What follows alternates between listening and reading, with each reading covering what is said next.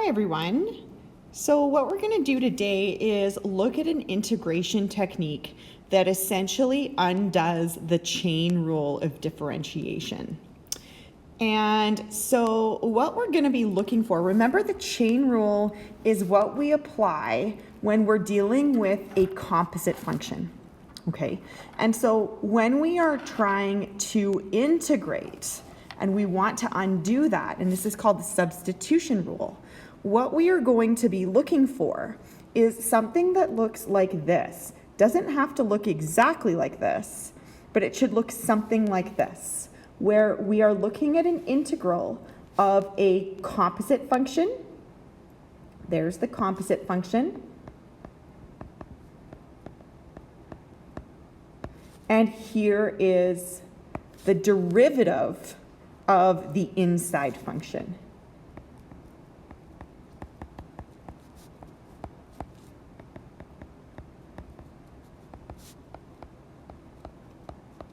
Right? So if we see a composite function and we've multiplied that by the derivative of the inside function, that is a good hint that we can use this substitution rule to integrate.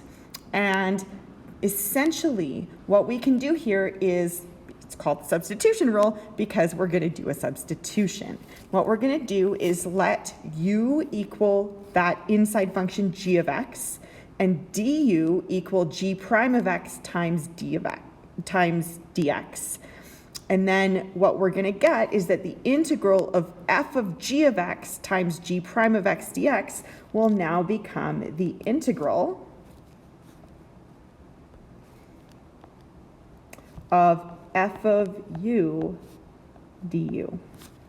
And that is something that is easier to deal with. Okay, now when you are working with these types of integrals, sometimes it's a little bit hit and miss, and sometimes you have to play around with finding out what's your u and what's your du. And so we're going to practice that a little bit. Okay, and so what you're kind of looking for is you're looking for a composite function where you have an inside function and the derivative of that. So if I look at this first one over here, the integral of 3x squared times x cubed plus 7 to the 5, what I see is I'm taking a function and I'm raising it to the exponent 5. Okay, so I can kind of see that as my composite function, something to the power 5. Okay, and when I look at that something, I can see, hey, I see the derivative of that as well. So here's my g of x, here's my g prime of x, right? If that's my g of x, x cubed plus 7, my g prime of x is 3x squared. And so it kind of makes sense for me to let u equal x cubed plus 7, okay? If u equals x cubed plus 7, then du dx, if I differentiate that, will equal 3x squared, which means du equals 3x squared times dx. And so now I have this piece, and I have the 3x squared and the dx piece. And so I can do a substitution. And so this is all going to become the integral of the x cubed plus 7 to the 5, that's u to the 5. And then the 3x squared dx is du.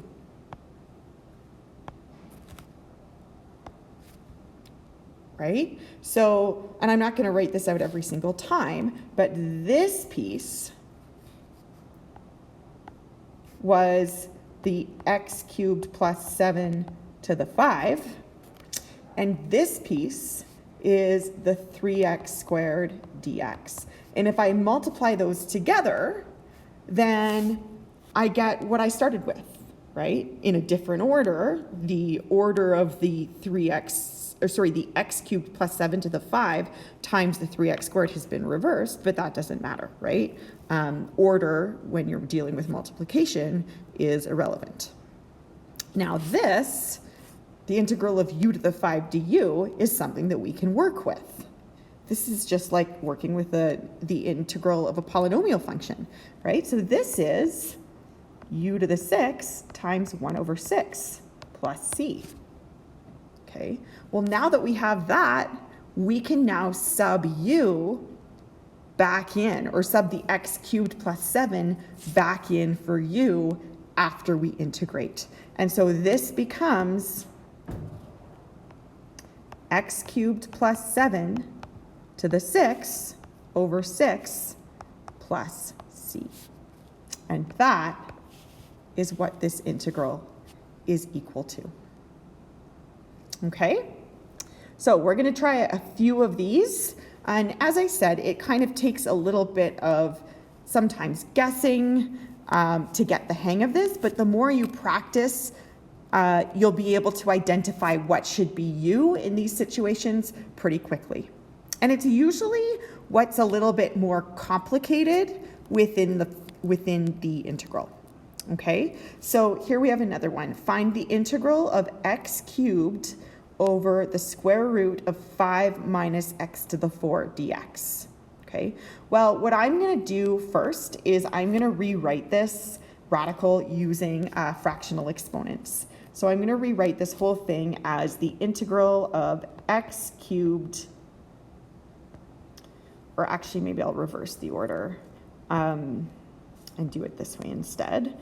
5 minus x to the 4 to the negative 1/2 times x cubed dx. Okay, now when I look at what I have here, I've got something with the x to the 4 in it, right? 5 minus x to the 4.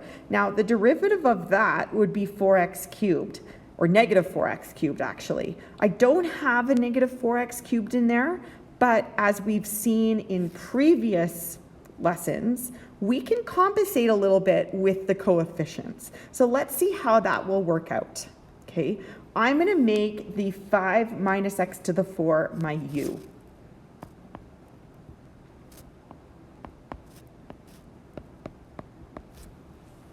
Okay, if that's my u, then du dx will be negative 4x cubed, which means du equals negative 4x cubed dx. Okay, well, that's not exactly what I want to sub. I don't want to sub in negative 4x cubed dx. I just want to sub for this, which is x cubed dx. I can solve that problem by just dividing both sides by negative 4.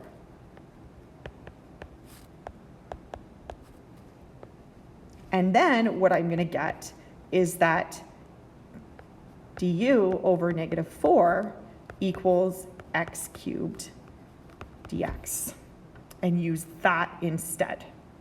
Okay, now when I do my substitution, this is going to become the integral of u, because 5 minus x to the 4 I'm replacing with u, to the negative 1/2 times x cubed dx I'm replacing with du over negative 4. Okay, now this sort of coefficient of something divided by negative 4, that's like 1 over negative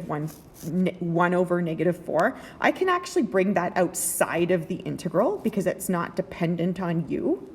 And so this is equal to negative 1/4, the integral of u to the negative 1/2 du.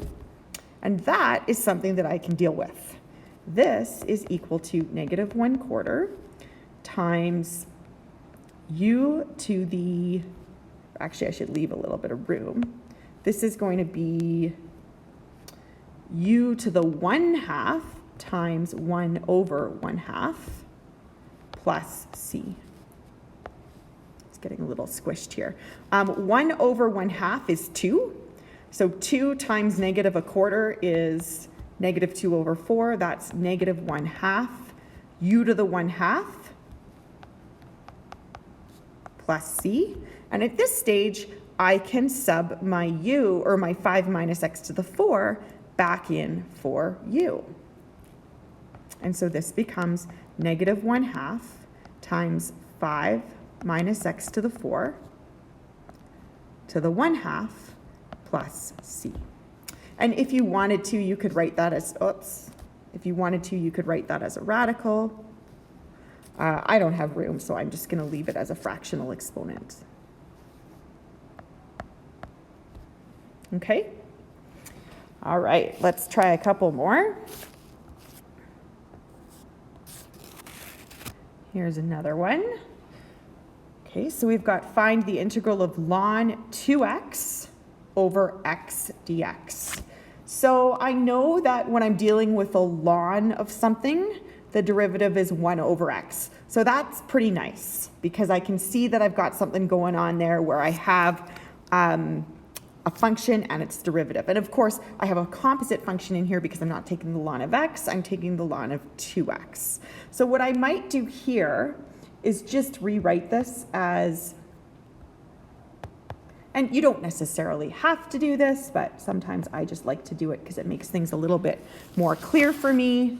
Ln of 2x times 1 over x dx. So that when I'm doing my substitutions, I can see exactly what I'm subbing in for what.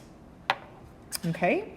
Now, what I'm going to do is I'm going to make u my ln of 2x. Okay? Well, then du by dx is 1 over 2x times the derivative of 2x, which is 2. And the 2's cancel, so I get 1 over x, which means du equals 1 over x dx. Okay, and so I have some direct substitutions here. I don't even have to play around with the coefficients. This just is going to become the integral of u du, because the u I'm replacing, the ln 2x I'm replacing with u, and the 1 over x dx I'm replacing with du. Okay, now this is like a polynomial function, right? I've got the derivative of a polynomial function. So to get the original function, I increase the exponent by 1. So this is going to be u squared times 1 over 2 plus c. And at this stage, I can now sub back in my original function that I replaced u with, which was ln of 2x. And so that's going to be ln of 2x squared over 2 plus c.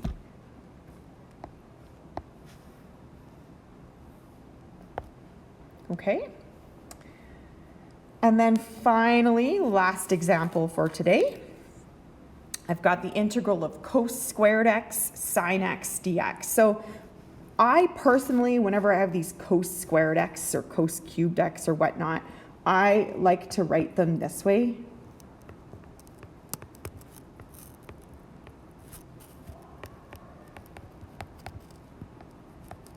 Okay, because it helps me to see which is the composite piece and which is the other piece, right? So here I know the something squared is the composite piece and the inside part is the cos x. So that has to be my u. Okay, if u is cos x, du dx equals negative sine x, which means du equals negative sine x dx. Now, that's not the substitution I want to make, right? I don't want to sub negative sine x dx. I want to sub in positive sine x dx. So all I need to do is multiply both sides by -1, and I'll get negative du equals positive sine x dx. Okay? And now I can do my substitution. So this is going to be cos x squared. Cos x was u. So this will be the integral of u squared times sine x dx is negative du. And again, this is like a coefficient of -1. I can bring that outside of the integral.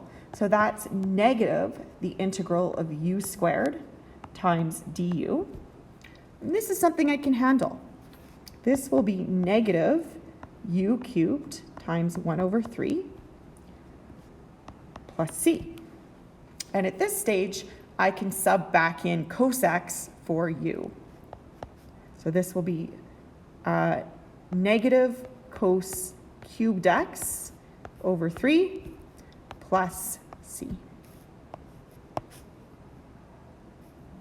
Okay, and that is it for today. That's the substitution rule. It's pretty handy. And I'll see you guys soon.